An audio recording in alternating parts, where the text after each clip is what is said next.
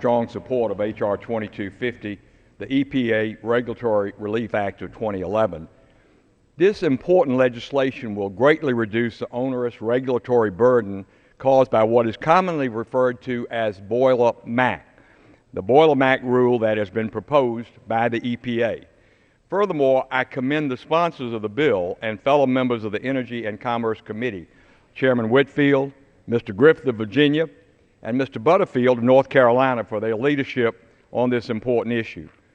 Unfortunately, the boiler MACT rule has the potential to cost a broad base of industries a total of nearly $14.4 billion in compliance costs, and it could jeopardize upwards of 225,000 jobs. In my home state of Georgia alone, the boiler MACT rule would put nearly 6,400 jobs at risk. At a time when 14 million Americans are out of work, we need to take the necessary steps to prevent adding even more people to these unemployment rolls.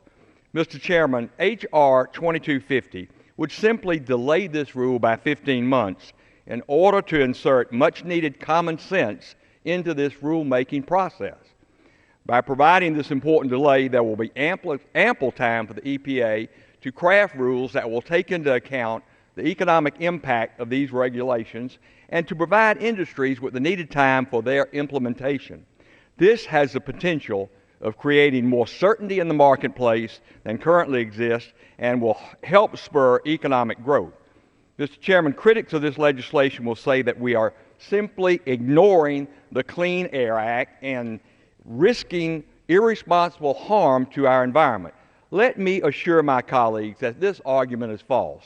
The intent of H.R. 2250 is not to completely repeal this environmental rule. The legislation seeks to correct the regulatory overreach by the EPA, especially in this depressed economy, and to reconfigure this rule so that it can be functional for industries and save much-needed jobs in the process.